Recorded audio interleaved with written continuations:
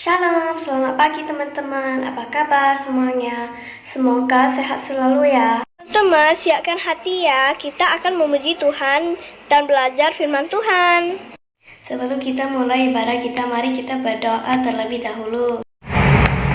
Terima kasih Tuhan, aku mengucap syukur atas kesempatan yang Tuhan berikan kepada kami, sehingga kami bisa beribadah lagi. Terima kasih Tuhan atas kesehatan Tuhan berikan kepada kami. Kami Tuhan Yesus, sebentar lagi kami akan mendengar firman Tuhan. Ajari kami Bapa, agar kami dapat mengerti firman Tuhan dan lakukan dalam hidup kami. Dalam nama Tuhan Yesus, amin.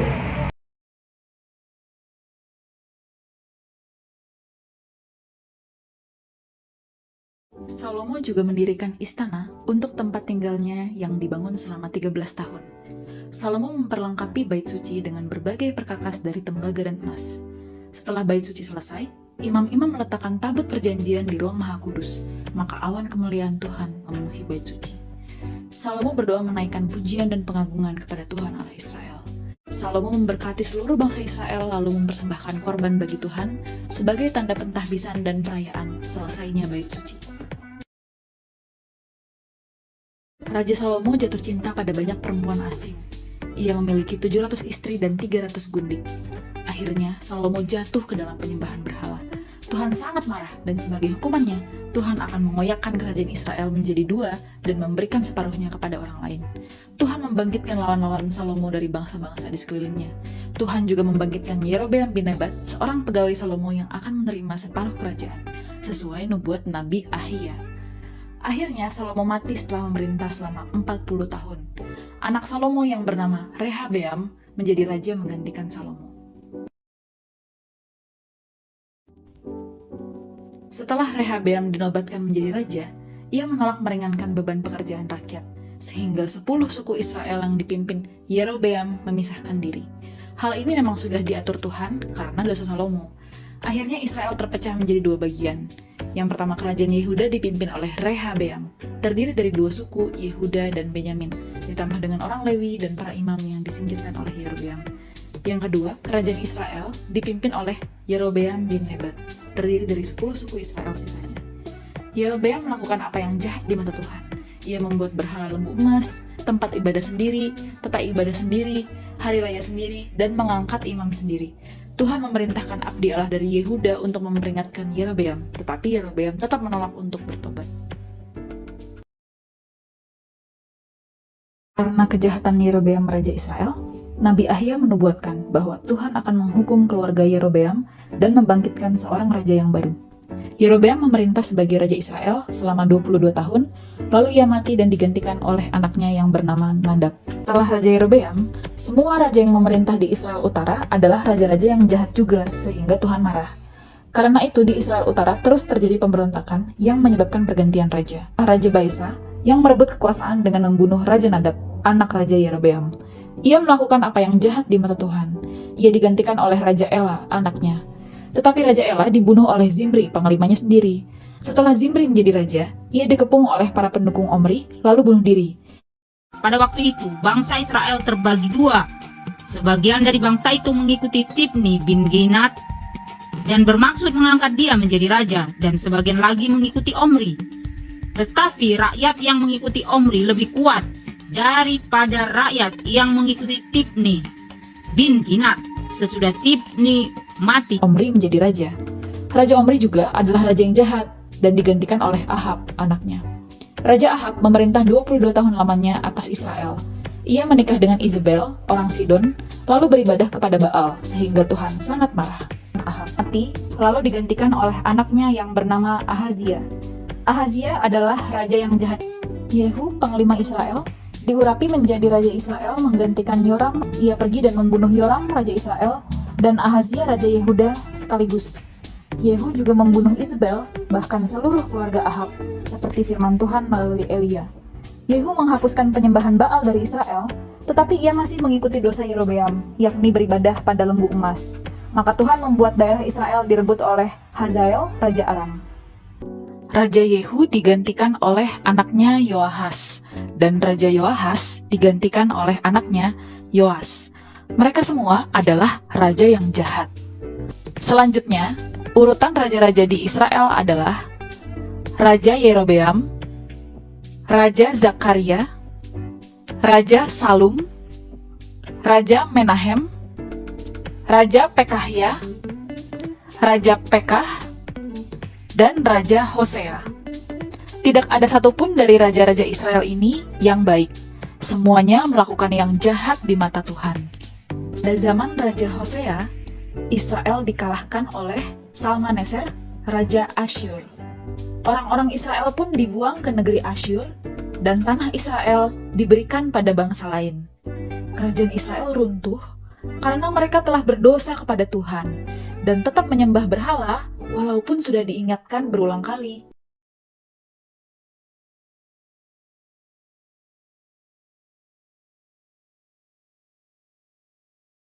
Rehabeam, Raja Yehuda, juga meninggalkan hukum Tuhan, sehingga Tuhan murka. Maka Rehabeam dikalahkan Sisak, Raja Mesir. Rehabeam memerintah sebagai Raja Yehuda selama 17 tahun, lalu ia mati dan digantikan oleh anaknya yang bernama Abiam. Raja Abiam, anak dari Rehabeam, adalah Raja Yehuda yang jahat. Ia memerintah selama 3 tahun dan digantikan oleh Asa, anaknya.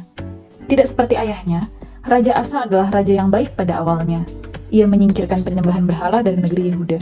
Tetapi lama-lama, Raja Asa tidak bergantung sepenuhnya kepada Tuhan, sehingga ia mengambil emas dan perak rumah Tuhan sebagai bayaran agar tentara Aram membantunya mengalahkan Israel. Setelah memerintah selama 41 tahun atas Yehuda, Raja Asa mati dan digantikan oleh Yosafat, anaknya. Raja Yosafat hidup taat kepada Tuhan, sehingga Tuhan membuat kerajaan Yehuda semakin kokoh. Yosafat menjauhkan berhala dan mengajarkan Taurat Tuhan di seluruh kota-kota Yehuda.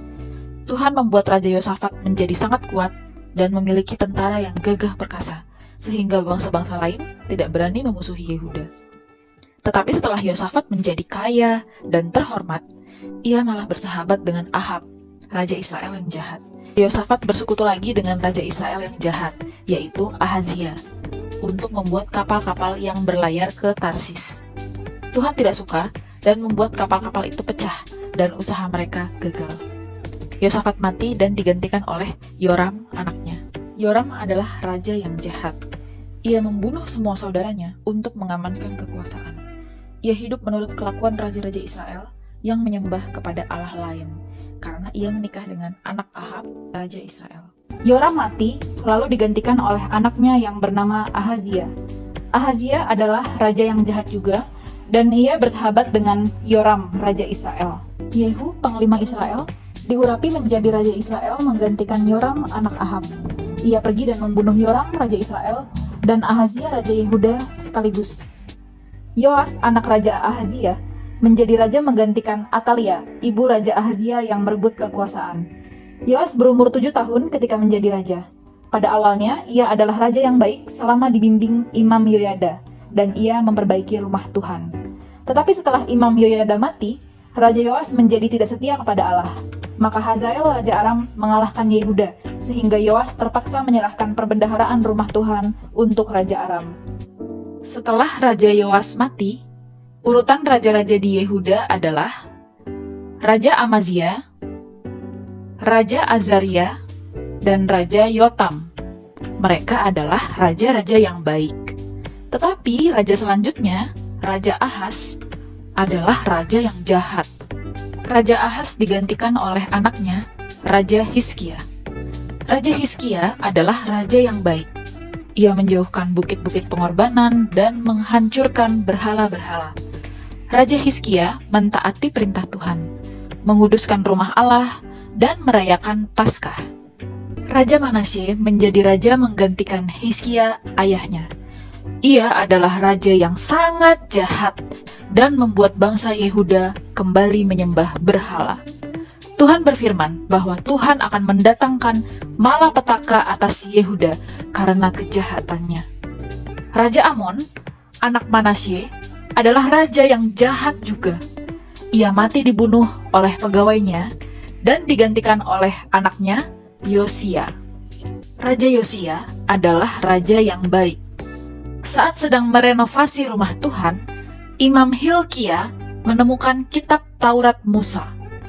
Kemudian, Yosia membawa seluruh orang Israel untuk bertobat dan kembali pada hukum Taurat. Yosia juga merayakan Paskah. Yosia terbunuh ketika dia maju menghadapi Neko, Raja Mesir, dan digantikan oleh anaknya Yoahas. Raja-raja Yehuda terus melakukan apa yang jahat di mata Tuhan. Sebagai hukumannya, Tuhan pun membuat Yehuda takluk kepada musuh-musuhnya. Raja Yoahas takluk kepada Raja Mesir, Firaun Neko. Firaun Neko menurunkan Yoahas dari posisi raja dan menggantinya dengan Yoyakim saudaranya. Setelah itu, Raja Yoyakim takluk kepada Raja Babel, Nebukadnezar. Yoyakim digantikan oleh Yoyakin, anaknya. Pada zaman Raja Yoyakin, Nebukadnezar mengangkut barang-barang dari rumah Tuhan dan istana. Juga keluarga raja dan seluruh penduduk Yerusalem yang gagah perkasa dan memiliki keahlian ke Babel. Yoyakin digantikan oleh pamannya yang bernama Zedekia, yang diangkat oleh Raja Babel. Tetapi Zedekia memberontak kepada Babel, sehingga Yehuda dikepung selama 2 tahun dan akhirnya benar-benar diruntuhkan oleh tentara Babel. Tembok Yerusalem dirobohkan, dan rakyat yang tersisa juga dibuang. Hal ini terjadi karena segala dosa yang dilakukan bangsa Yehuda. Nah, adik-adik, kita tadi sudah menyaksikan bersama ya tayangan kisah video dari Raja-Raja Israel dan Yehuda, di mana kita ketahui bahwa rakyat Israel maupun Yehuda menjadi tidak taat Tuhan dan tidak beribadah kepada Tuhan dengan sungguh-sungguh. Tuhan sudah mengirimkan para nabi loh buat mereka untuk memperingatkan mereka agar mereka bertobat, akan tetapi mereka tidak mau mendengarkannya, sehingga Tuhan menjadi marah. Nah, bangsa Israel dan Yehuda kemudian akhirnya mengalami penjajahan dari bangsa lain dan ditahan. Orang-orang Israel dibuang ke Asyur, sementara orang-orang Yehuda dari Yerusalem dipindahkan ke pengasingan di Babel. Jadi, yang dapat kita pelajari hari ini adalah mari kita belajar untuk tetap taat dan tetap setia untuk mengikut Tuhan, mau dengar dan melakukan firman Tuhan dengan sungguh-sungguh dalam kehidupan kita sehari-hari. Belajar untuk menjauhi setiap hal yang tidak baik dan tidak berkenan kepada Tuhan. Mari menjadi anak yang taat Tuhan dan mau mendengar nasihat dari orang tua.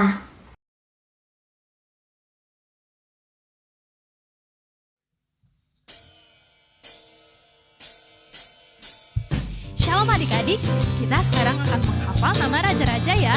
Dimulai dari raja-raja Israel. Mari kita bernyanyi bersama.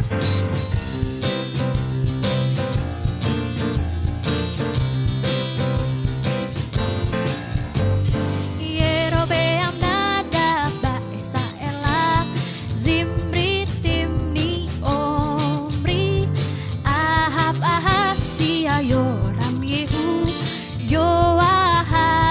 Yoas, Yerobeam kedua, Zakaria, Salum, Menahem, Pekahya, Pekah, Hosea, 20 raja-raja Israel. Sekarang kita akan menghafal nama raja-raja Yehuda. Mari kita bernyanyi bersama. Rehabeam, Abiam, Asa, Yosafat, Yoram, Ahazia, Atalya, Yoas, Amazia, Azarya, Yotam, Ahaz, Hizkia, Manasye, Amon, Yosia, Yoahas, Yoyakim, Yoyakin, Sedekia, 20 raja-raja Yehuda.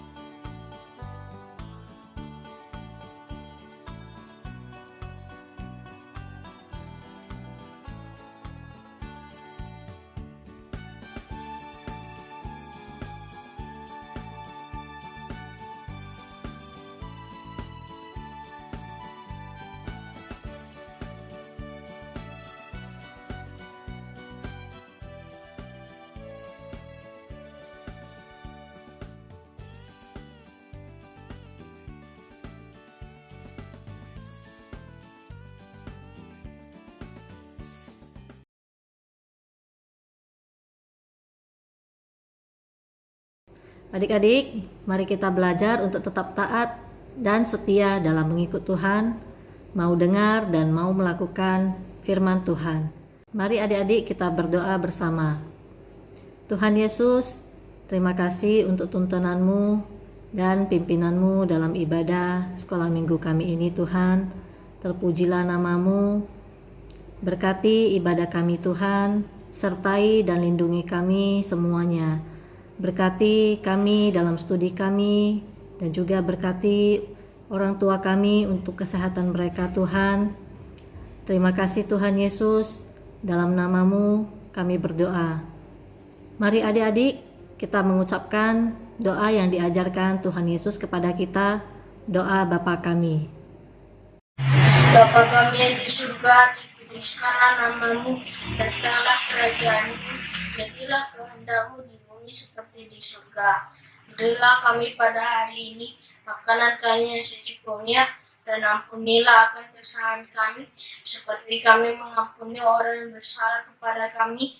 Dan janganlah membawa kami dalam pencobaan, tapi lepaskanlah kami daripada yang jahat, karena Engkau punya kerajaan dan kuasa dan kemuliaan sampai selama-lamanya. Amin.